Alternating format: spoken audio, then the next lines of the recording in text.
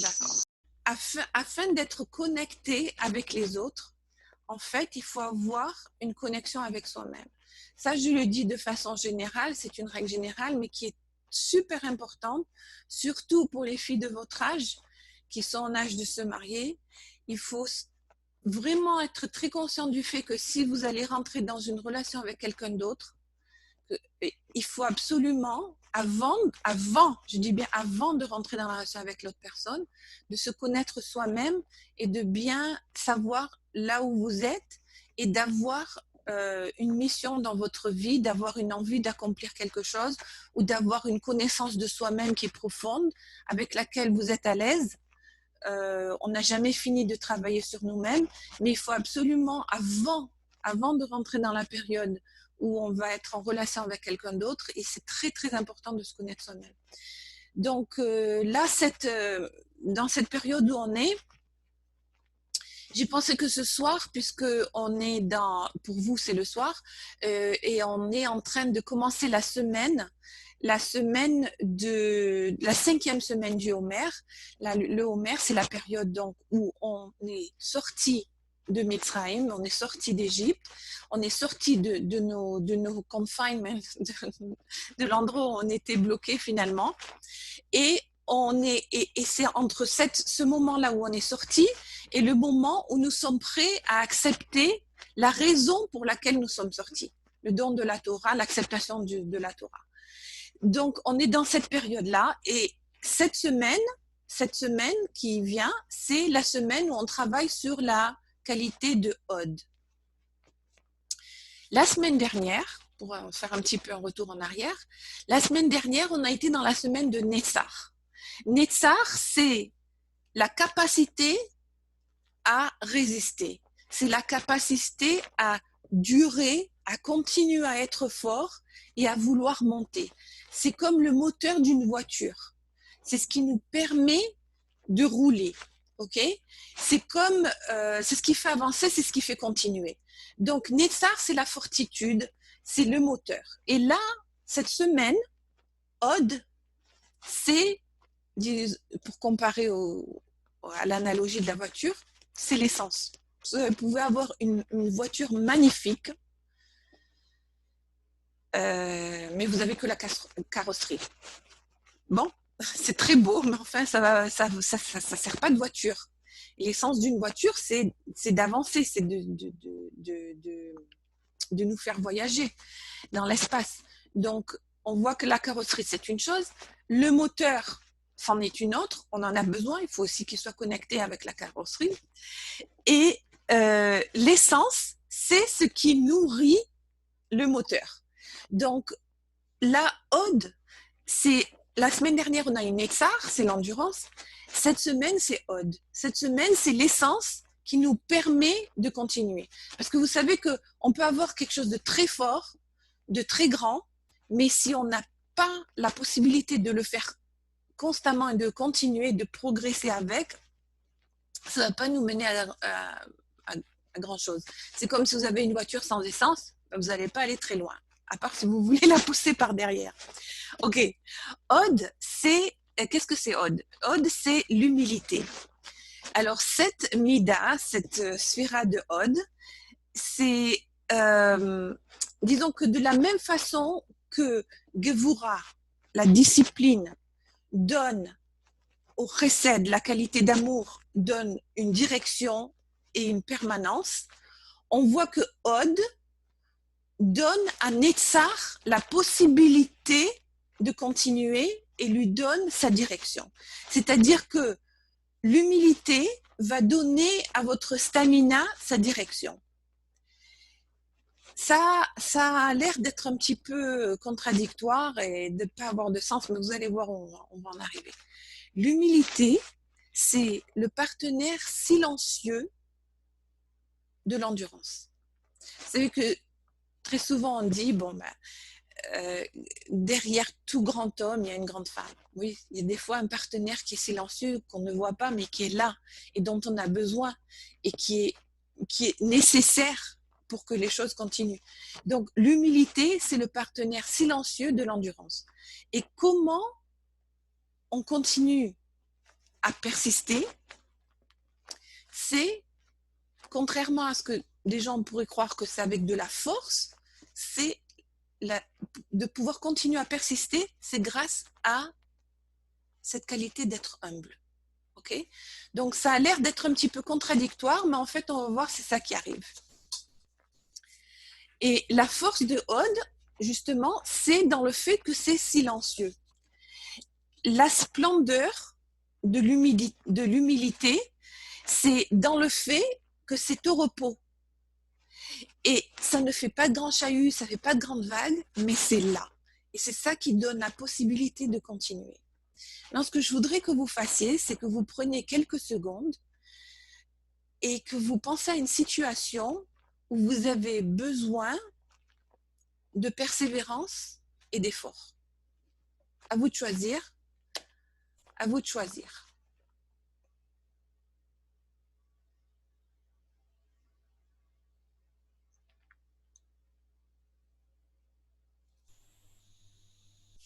Je vous laisse un petit moment. Vous me dites, j'ai pas mis le chat en marche. Vous me dites quand vous êtes prête. Maintenant que vous avez cette situation, que vous y avez pensé, je vais vous dire une chose. Il y a beaucoup de gens qui croient que s'ils ne se mettent pas en avant et s'ils ne se forcent pas et ne se poussent pas à fond à faire quelque chose d'important, ils n'atteindront pas leur but. On va voir cela du point de vue de la mida de cette semaine qui est Od, okay, qui est l'humilité et la splendeur, quelque chose qui est, disons, magnifique, mais qui ne fait pas trop de bruit, qui n'a pas de fanfare ni de clairon.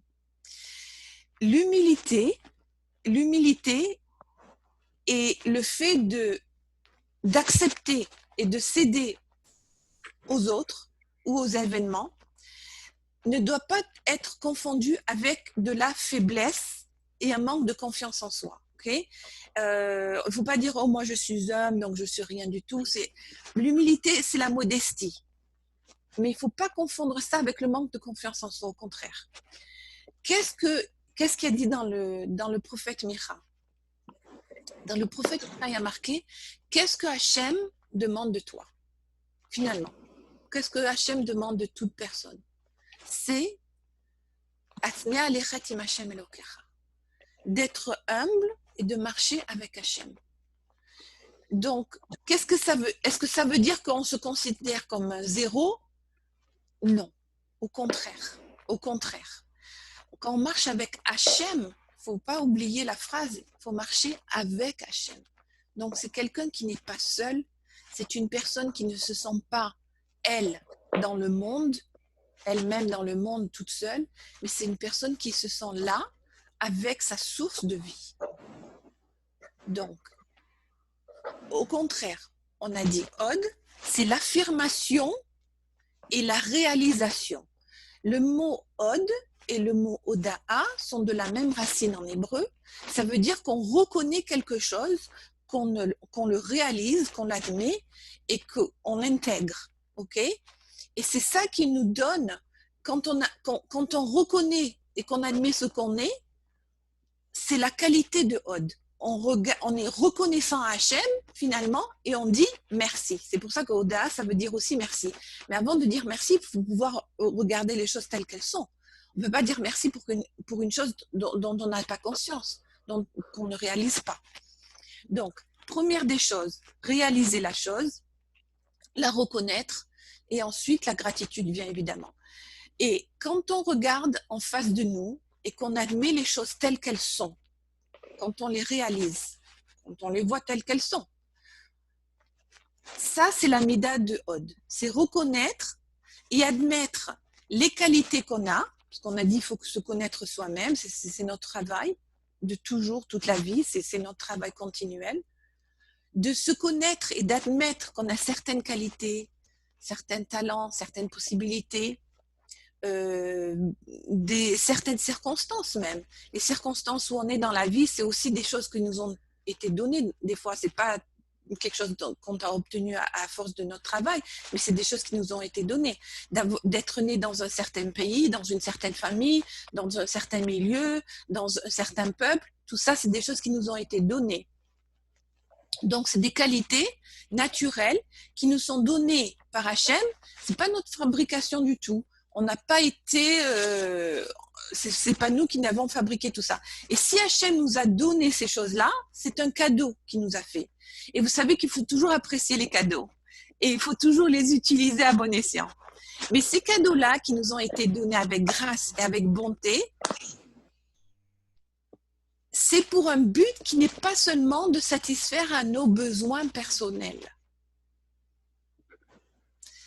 Il y a une ambition d'Hachem, il y a un désir d'Hachem. Quand il nous donne ces choses-là, c'est pour avoir quelque chose d'accompli dans le monde. S'il nous donne une vie dans ce monde-là, dans ce monde, avec tout ce que ça comprend, tout ce que notre vie comprend, c'est parce qu'Hachem a une raison pour ça. Il a un but pour ça. Donc, Hachem veut qu'on utilise les cadeaux qu'il nous donne, les qualités qu'il nous a données, pour en faire quelque chose d'encore plus grand. Disons que c'est comme une graine et on doit développer. Ça, c'est notre travail. Okay? Quand on dit que Hachem, il a créé le monde, après 6 jours, il s'est arrêté. Mais la Hassot, quand on dit dans le Kiddush, il a créé le monde, il a fait le monde afin que nous, on puisse faire quelque chose avec. Donc, c'est toujours quelque chose à continuer à faire progresser. Donc, je répète, tout ce qui nous a été donné, c'est pour faire quelque chose avec.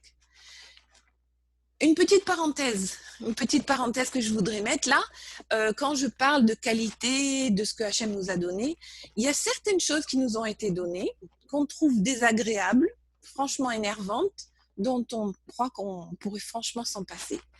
Il faut que je vous dise que tout ce que Hachem nous a donné, tout ce qui fait partie de notre vie, que ce soit des événements, des gens autour de nous, des qualités qu'on a, des talents, tout ce que nos possessions matérielles, tout ce qu'on a, tous nos moyens, ces choses-là, même si on croit que c'est des choses qui ne sont pas bien, une petite seconde, même si on croit que c'est des choses qui ne sont pas bien, en fait, c'est toutes des choses qu'on peut et qu'on doit utiliser. Si on a quelques questions, je vais regarder là.